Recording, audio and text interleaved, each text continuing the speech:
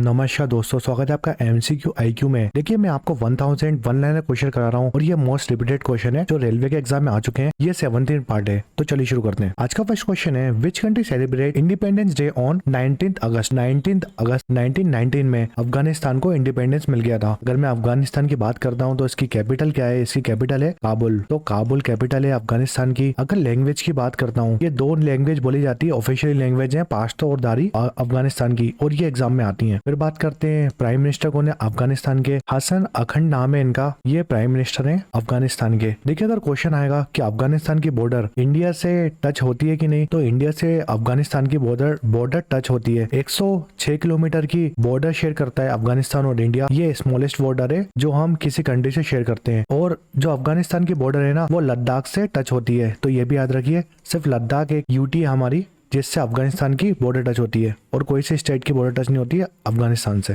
Next question है, dimension of volleyball court. देखिए, volleyball में एक और क्वेश्चन आता है वॉलीबॉल से रिलेटेड। वॉलीबॉल में प्लेयर कितने होते हैं? तो वॉलीबॉल में 6 प्लेयर होते हैं। इसको याद करने की ट्रिक देखिए, वॉलीबॉल में कितने वर्ड्स आते हैं? तो VOLLEY 6 वर्ड्स आते हैं वॉलीबॉल की स्पेलिंग में। तो 6 प्लेयर खेलते हैं वॉलीबॉल में। और इसका डायमेंशन पूछेगा, जो कोर्ट होता है जिसमें खेलते हैं वो लोग, उसका डायमेंशन पूछा है तो 18 मीटर, ये 59 फीट। अगर विड्थ पूछेगा कितनी चौड़ाई होती है, तो 9 मीटर वाइड होता है। ठीक है, इसकी विड्थ कितनी होती है? 9 मीटर, और 18 मीटर लॉन्ग होता है। तो ये भी याद रखिए, लॉन्ग पूछेगा कितना मीटर होता है? 18 मीटर 59 फीट, और विड्थ पूछेगा तो 9 मीटर। नेक्स्ट क्वेश्चन है, 8th UN सेक्रेटरी जनरल, तो ये थे बन की मून। अगर मैं प्रेजेंट की बात करता हूँ, यूएन सेक्रेटरी जनरल कौन है? 9th नंबर के यूएन सेक्रेटरी जनरल है एंटोनियो ग्यूटेरस। काफी इंपोर्टेंट क्वेश्चन है। एंटोनियो ग्यूटेरस 9th नंबर के यूएन सेक्रेटरी जनरल है। तो ये क्वेश्चन आ सकता है। देखिए, यूनाइटेड नेशन एक अवार्ड देता है, डेग हैमर्सजोल्ट मेडल। तो ये जो अवार्ड है ना, डेग हैमर्सजोल्ट मेडल, ये मरणोपरांत मिलता है, पोस्टुमसली मिलता है। और जो डेग हैमर्सजोल्ट है ना, वो सेकेंड यूनाइटेड नेशन के सेक्रेटरी जनरल थे। तो सेकेंड सेक्रेटरी जनरल थे यूनाइटेड नेशन के। इनकी मृत्यु हो गई थी प्लेन क्रैश में। स्वीडन के व्यक्ति थे, ये भी याद रखिए आप। तो ये जो अवार्ड है ना, डेग हैमर्सजोल्ट मेडल, ये किसको दिया जाता है? ये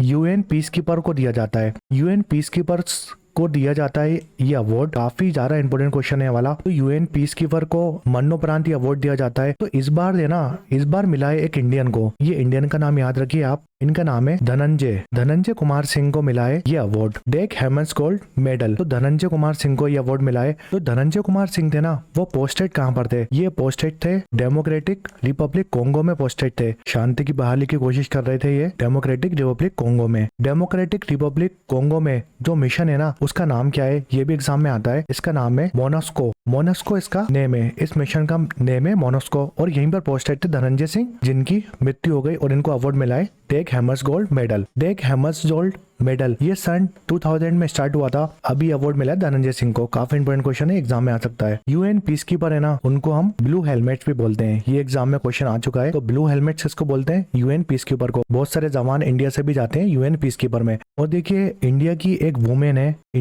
वुमेन है, वो भी पोस्टेड कहाँ पर है? डेमोक्रेटिक रिपब्लिक कोंगो में। उनका नाम क्या है? उनका नाम है मेजर राधिका। तो मेजर राधिका सेन है ना, जो ये पोस्टेड है डेमोक्रेटिक रिपब्लिक कोंगो में। इनको एक अवार्ड मिला है। इस अवार्ड का नाम याद रखिए, इस अवार्ड का नाम है UN military gender advocate of the year का अवार्ड। मैं एक बार और बता देता हूँ आपको। देखिए, डेमोक्रेटिक रिपब्लिक कोंगो में इंडिया की एक वुमेन पोस्टेड है, उनका नाम है मेजर राधिका सेन। इनको अवार्ड मिला है। ये अवार्ड है UN military gender advocate of the year का अवार्ड। तो काफी ज्यादा इंपोर्टेंट क्वेश्चन है। देखिए, एक और क्वेश्चन आ सकता है, शांति सैनिकों के खिलाफ जो अपराध होते हैं उसको डॉक्यूमेंट करने के लिए इंडिया ने एक प्लेटफॉर्म बनाया था। उसको रिकॉर्ड करने के लिए एक प्लेटफॉर्म बनाया था इंडिया ने, उसका नाम है यूनाइट अवेयर। तो याद रखिए, यूनाइट अवेयर क्या है? एक प्लेटफॉर्म है जो इंडिया ने बनाया है। जो भी हमारे यूएन पीस कीपर हैं, उनके खिलाफ जो अपराध होते हैं उसको रिकॉर्ड कर देगा ये पोर्टल। और इंडिया ने एक ग्रुप भी बनाया था यूएन पीस कीपर्स के लिए, जिसका नाम था group of friends. Group of friends 2022 में बनाया था इंडिया ने। और इसमें ये जो ग्रुप ऑफ फ्रेंड्स है ना, वो 6 कंट्री ने शुरू करा था।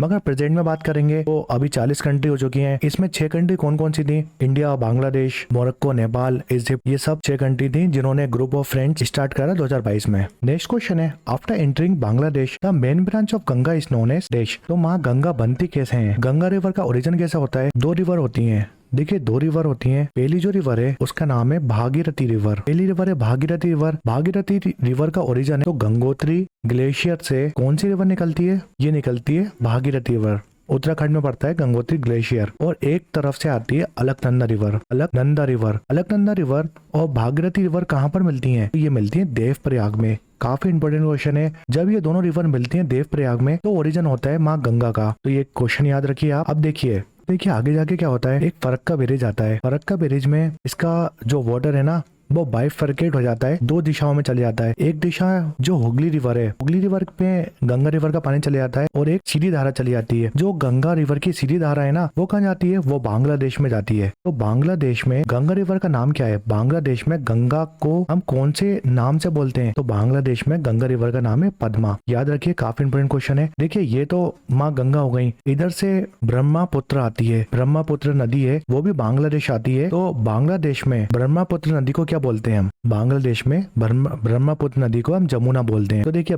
बांग्लादेश में ये ब्रह्मपुत्र आ गई बांग्लादेश में और इधर से गंगा आ गई।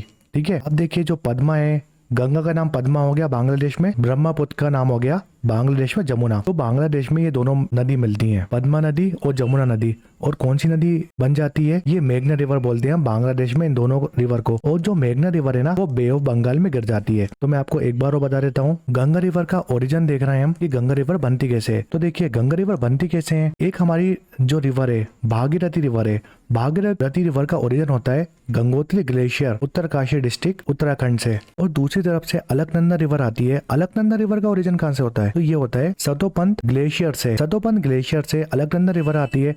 और जब भागीरथी और अलकनंदा रिवर देवप्रयाग पहुंचती हैं तो ये बन जाती हैं वहां से गंगा रिवर। ये दोनों मर्ज हो जाती हैं और एक रिवर बन जाती है गंगा रिवर। देखिए गंगा रिवर उत्तराखंड जाती है, उत्तर प्रदेश जाती है। तो वहां से निकल के जब वो वेस्ट बंगाल में पहुंचती है, ठीक है, तो वहां पर पड़ता है फरक्का बैरेज। फरक्का बैरेज से क्या होता है, गंगा रिवर का पानी डिवाइड कर देते हैं हम, बाइफरकेट कर देते हैं गंगा रिवर का पानी। तो दो जगह गंगा रिवर का पानी डिवाइड कर देते हैं। एक तो हुगली रिवर ले जाती है गंगा रिवर का पानी, दूसरी जो सीधी लाइन होती है गंगा रिवर की, दूसरी लेयर होती है गंगा रिवर की, वो निकल के बांग्लादेश जाती है। तो बांग्लादेश में गंगा पहुंच जाती है। बांग्लादेश में गंगा जी का नाम बदल के क्या रख देते हैं? पद्मा रिवर। और इधर से नेपाल साइड से ब्रह्मपुत्र रिवर आती है, सिक्किम होके आती है ब्रह्मपुत्र रिवर। जब ब्रह्मपुत्र रिवर बांग्लादेश पहुंचती है तो इसका नाम बदल के जमुना रख देते हैं।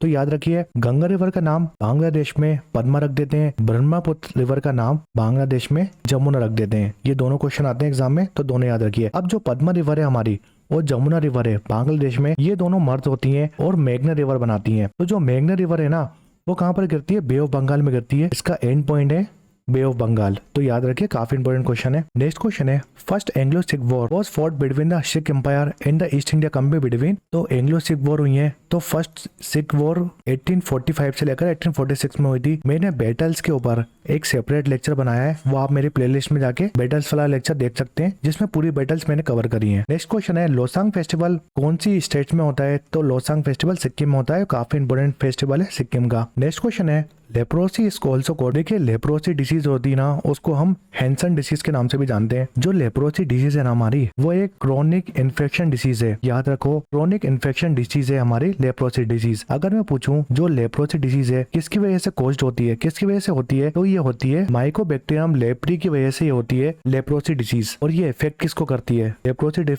डिसीज इफेक्ट करती है स्किन को, इफेक्ट करती है पेरिफेरल नर्व सिस्टम को इफेक्ट करती है। और देखिए जो लेप्रोसी डिसीज होती है ना ये एक बैक्टीरियल डिसीज है। तो एग्जाम में डायरेक्ट क्वेश्चन आता है ये किस टाइम की डिसीज है? तो ये बैक्टीरियल डिसीज है। आप कुछ बैक्टीरियल डिसीज के नाम याद रख सकते हैं, जैसे लेप्रोसी डिसीज हो गई, ये बैक्टीरियल डिसीज हो गई। जो हमारे ट्यूबरक्लोसिस डिसीज होती है, टीबी बोलते हैं, ये भी बैक्टीरियल डिसीज है। तीसरी जो डिसीज हो गई कोलेरा, जो कोलेरा डिसीज है, वाटर कंटामिनेशन हो जाता है कोलेरा डिसीज में, ये बैक्टीरियम विब्रो कोलेरा की वजह से फैलती है। चौथी जो डिसीज है हमारी प्लेग, जो प्लेग डिसीज है वो भी बैक्टीरियल डिसीज है। तो 4 बैक्टीरियल डिसीज के नाम याद रखिए, ये भी एग्जाम में आता है। नेक्स्ट क्वेश्चन है, who was the father of modern genetics? Modern genetics का फादर हम मेंडल्स को बोलते हैं।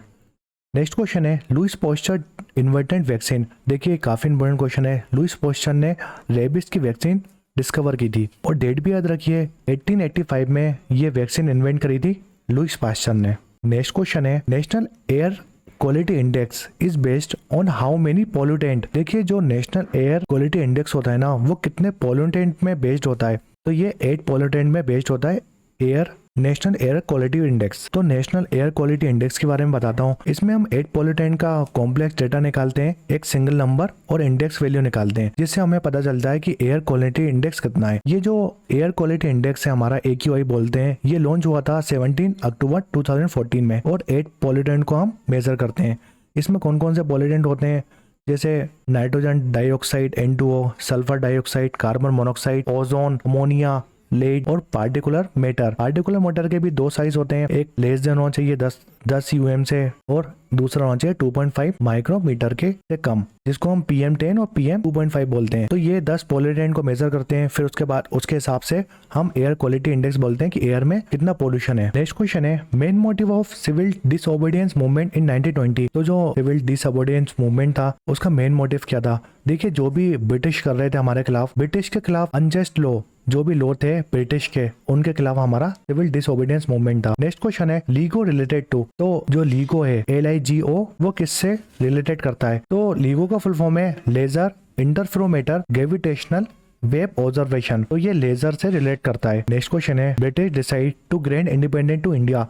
तो 1947 में ब्रिटिश ने डिसाइड करा था। नेक्स्ट क्वेश्चन है, who was the founder of Swaraj Party. देखिए, स्वराज पार्टी 1 जनवरी 1923 में बनी थी। इसको 2 जनों ने मिलकर बनाया था, एक तो थे चित्तरंजन दास और दूसरे थे मोतीलाल नेहरू। इन 2 जनों ने पार्टी बनाई थी। और एक और क्वेश्चन आता है, देखिए 1923 में स्वराज पार्टी बनी थी। अगर डिसॉल्व का पूछेगा, पार्टी डिसॉल्व कब हुई थी, तो 1935 में ये डिसॉल्व हो गई थी। Swaraj party Indian national Congress से टूट के बनी थी 1923 में, और जब वो डिसॉल्व हुई थी ना, और ये मर्ज किस में हो गई थी, इंडियन नेशनल कांग्रेस में ही मर्ज हो गई थी। नेक्स्ट क्वेश्चन है, लाफिंग गैसेस। देखिए, लाफिंग गैस बोलते हैं N2O को, इसको नाइट्रस ऑक्साइड बोलते हैं हम। नेक्स्ट क्वेश्चन है, डॉर्फ प्लैनेट। देखिए, जो डॉर्फ प्लैनेट होता है ना, वो है हमारा प्लूटो। बहुत सारे डॉर्फ प्लैनेट होते हैं। जो प्लूटो है ना, पहले प्लैनेट था, मगर 2006 में इसको प्लैनेट से हटाकर डॉर्फ प्लैनेट में शिफ्ट कर दिया। तो अभी कितने प्लैनेट है हमारे? 8 प्लैनेट है सोलर सिस्टम में। नेक्स्ट क्वेश्चन है, shortcut of paste in Microsoft WordPad. Microsoft WordPad में पेस्ट का शॉर्टकट है Ctrl+V। नेक्स्ट क्वेश्चन है, करेंसी ऑफ म्यांमार। म्यांमार की करेंसी है टॉट। नेक्स्ट क्वेश्चन है, who built the Jantar Mantar of Delhi. देखिए, दिल्ली का जंतर मंतर बनाया था महाराज जय सिंह ने। नेक्स्ट क्वेश्चन है, पॉपुलर डांस ऑफ तमिलनाडु। तो देखिए, तमिलनाडु का पॉपुलर डांस है भरतनाट्यम। भरतनाट्यम हमारा एक क्लासिकल डांस है। आपको पता होगा कितने क्लासिकल डांस है इंडिया में?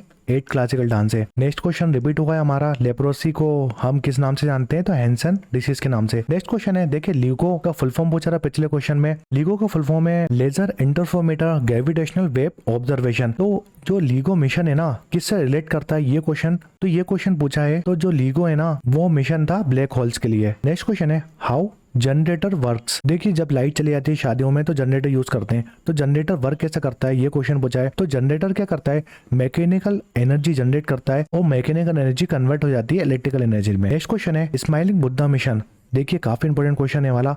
जो स्माइलिंग बुद्धा मिशन है ना, वो हमारा इंडिया का first successfully nuclear bomb test करा था हमने। उस मिशन का नाम था स्माइलिंग बुद्धा। देखिए, इंडिया ने न्यूक्लियर वेपन टेस्ट करा है, तो 2 बार ऐसा करा है इंडिया ने। याद रखिए, काफी इंपोर्टेंट क्वेश्चन है। न्यूक्लियर वेपन टेस्ट जो करा है ना इंडिया ने, पहला कहां पर करा था? डेट याद रखिए, 18 मई 1974 में। इस मिशन का नाम था Pokhran first. Pokhran first mission का नाम था। ये पहला मिशन था इंडिया का, न्यूक्लियर वेपन टेस्ट था। तो इस मिशन को हम बोलते हैं स्माइलिंग बुद्धा।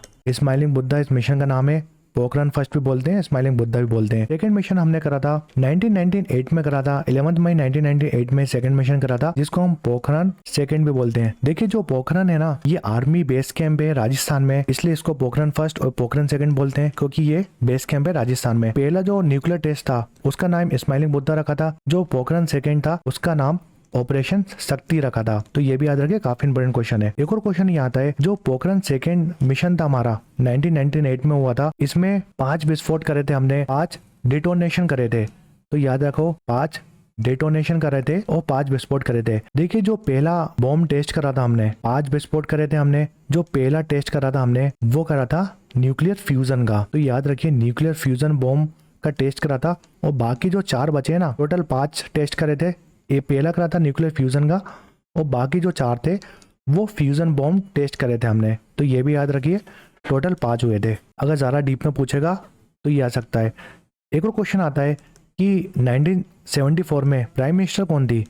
इस टाइम इंदिरा गांधी जी PM थी इंडिया की। और 1998 में प्राइम मिनिस्टर कौन थे इंडिया के? तो वो थे अटल बिहारी वाजपेयी। ये क्वेश्चन भी आता है। नेक्स्ट क्वेश्चन है what is the calcium hydroxide. Calcium hydroxide को हम लाइम वाटर बोलते हैं। नेक्स्ट क्वेश्चन है अनदर नेम ऑफ बादशाह खान। बादशाह खान का ओरिजिनल नेम है अब्दुल गफार खान। नेक्स्ट क्वेश्चन है first women DG of para military force. तो फर्स्ट वुमेन कौन थी जो पैरा मिलिट्री फोर्स की डायरेक्टर जनरल बनी थी? अचन्ना रामसुंदरम। काफी इंपोर्टेंट क्वेश्चन है वाला। देखिए पैरा मिलिट्री फोर्स को हम बोलते हैं सेंट्रल आर्म पुलिस फोर्स। तो याद रखिए सेंट्रल आर्म पुलिस फोर्स कितनी है इंडिया में?